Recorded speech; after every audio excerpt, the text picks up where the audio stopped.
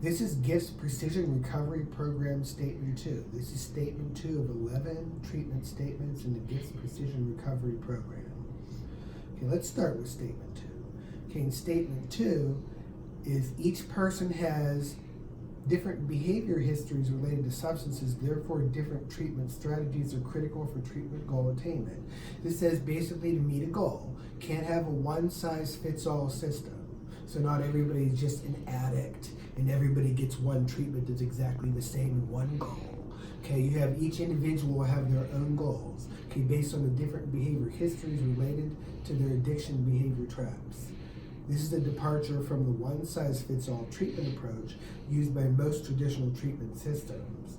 It's very important that each person starts with addiction behaviors in different settings with different intentions.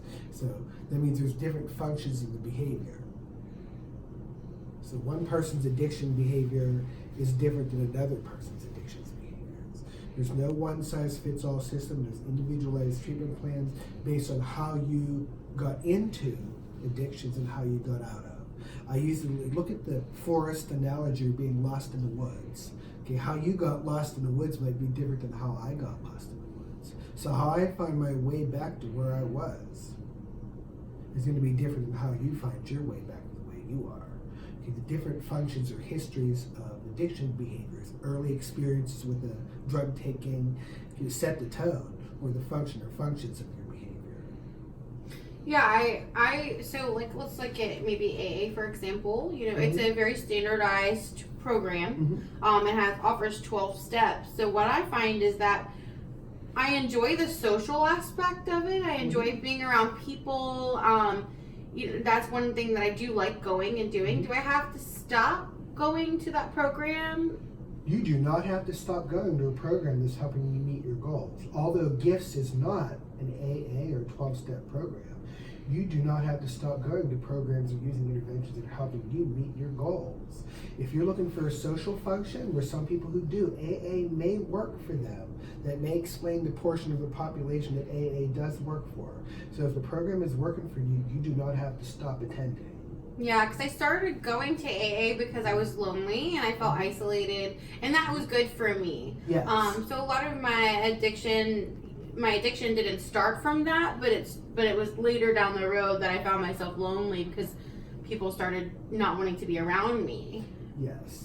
So you use that as a function or a social function to be able to be around people and hang around and have camaraderie and just to talk to people about day-to-day life. Yeah. And then it served a function for you.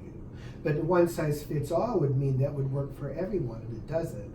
When you have 7 or 8 out of 10 people who drink, for instance, who drink alone, okay, might find those social pressures as being counter to the meeting their goals and helping them. Yeah, I find that some people who go through the program, the 12-step program, it doesn't meet their needs. They come back, they come back, they come back. Is that a result of not having the right treatment program for them? Some individuals or many individuals who are through some of these programs that are one size fits all are not successful at their goals because they don't know how human behavior works. They don't know the strategies or interventions, let alone the functions of their behavior that are based on human behavior.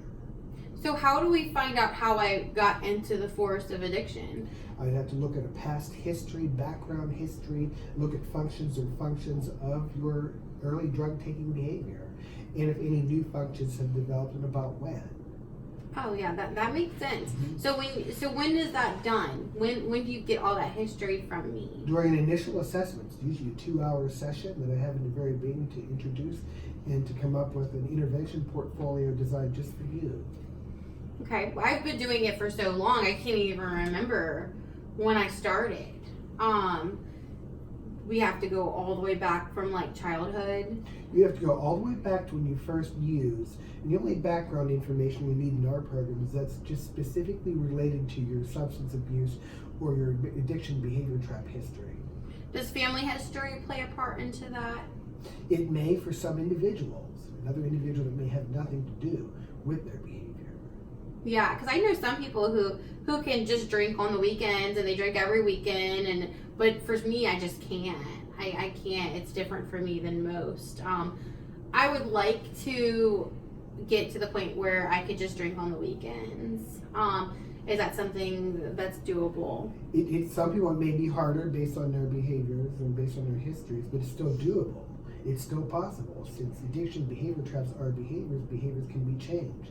Absolutely, yes, you can. Yeah, and that's not that one size fits all, because when I go to traditional treatment programs, they tell me absolutely not. You're never going to be able to drink again. And I would still like to have a glass of wine here or there. Exactly. Well, some treatment plans force goals on you. This one doesn't force goals on you. They're individualized based on the functions of the behavior and what goals that you wish for yourself. And I get to pick my goals. You can pick your goals, absolutely. You do not have to. You don't have to abstain. A program can be set up where you can moderation, manage, or harm reduce. Yeah, because I enjoy having a glass of wine here or there. It's relaxing for me, but I don't want it to consume me. Understood. Yeah. So yeah, that goal can be met. You don't have to quit or call yourself a lifelong addict. Or an alcoholic. Or be stuck in this system.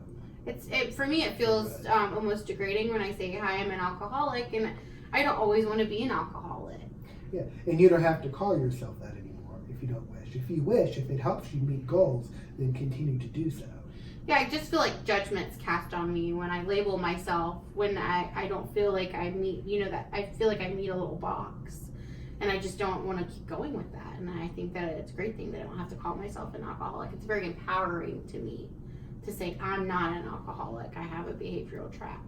In the GIFT precision recovery system, we don't focus on the label. We focus on the behavior set that is changeable, okay, helpable, and it can be ended for good.